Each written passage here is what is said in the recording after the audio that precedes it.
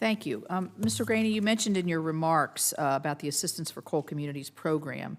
Certainly, we have suffered in West Virginia with the downturn in the coal industry, and that's one of the reasons that I've been particularly supportive, obviously, of this issue. Can you talk a little bit more about that program and how it's been helpful, and maybe what you see for the future of that Assistance for Coal Communities?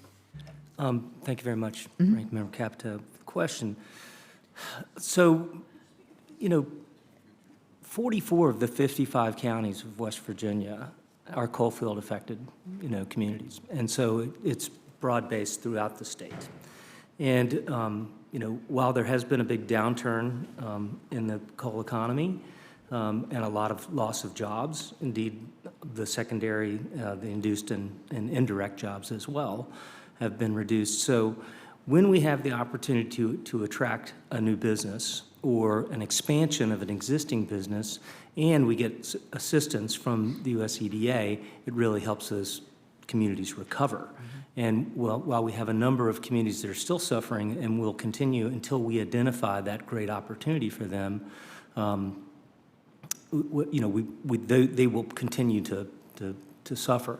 Unique about West Virginians, and they'll travel a long way for a job, for a good job. And so what we're finding is that we had the Nucor steel facility announced in Mason County, West Virginia. We'll have people travel for an hour and a half to a good job like that from southern West Virginia, where those coal field affected communities are suffering. So having the USEDA support the sewer there is just critically important to make that happen. Does that answer the question? Yes, that does. Mr. Fetzer, you mentioned a coal community in Arizona. Are you using these funds, the Aid to Assistance to Coal Community Program, for those improvements that you mentioned? Yes, Senator Capito. We have previously used Assistance to Coal Communities and are continuing to with a couple of current grants that are looking at future closures. One of the lessons we learned with the previous closure, it was accelerated much sooner than anticipated. The closures that are scheduled for the other remaining plants are a little bit further out, but one is as soon as 2025. And so those grants are looking at the existing assets that are there at the power plants in terms of buildings, equipment, infrastructure, water, sewer, transportation access, and the like, to determine what are the most suitable types of industries that those properties could be redeveloped to utilize. And again, that is EDA-funded planning work that is ongoing. Okay, thank you. Mr. Graney, you mentioned, I wanted to ask you about EDA maintains an interest in real property acquired or constructed or improved with agency funds for the estimated useful life of a project, which 20 years, I think. What obstacles have you encountered, and do you have any ideas for some additional flexibilities for those EDA-owned properties? Ranking Member Capito, thanks for the question. It's a great question. And we have, in my short time there are a couple of properties that had that control put in place, that there was an interest in purchasing the property, and unfortunately, it could not be transacted because currently that program lasts for 20 years.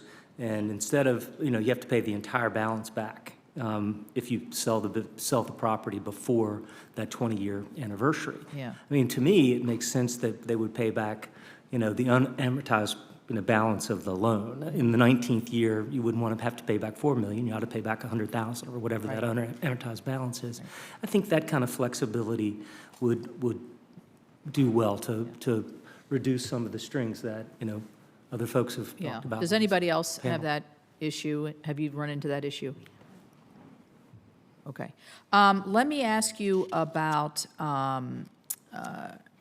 we talked a lot about, I can give you one answer on where everybody agrees, and that is the local match. So I'm not going to ask that question. That one came through loud and clear.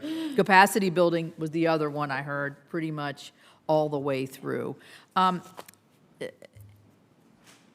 So I guess the other thing is the site-ready portion of this, which I'm exceedingly interested in from West Virginia as we're trying to grow our economy, and the developers have done a great job. But we also have areas that have either never been touched or have been touched maybe, outside of a brownfield. The brownfield program really works well in our state for that site development. But for those sites, I mean, I could imagine maybe we could use EDA funds maybe not to build the physical infrastructure, or that would be good, but to at least do some of the prep work that would go in pre-building. Mr. Graney, how do you feel about that? I feel your point exactly. I agree completely.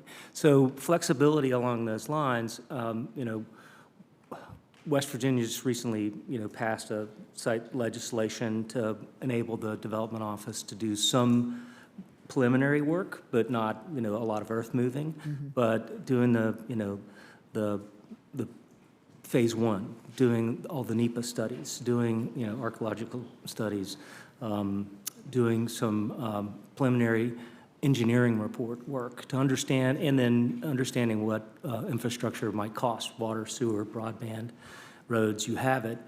At least you'd have that information and you wouldn't have a 2-year study period to have to go through that process. You could have sort of, I refer to it as the lip of the cup strategy.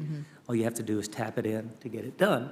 And so I think if we could have flexibility using USEDA funds to do that work, it could be very, very helpful. Thank As you. opposed to identifying that occupant and knowing they need a 10-inch water line or what have you post.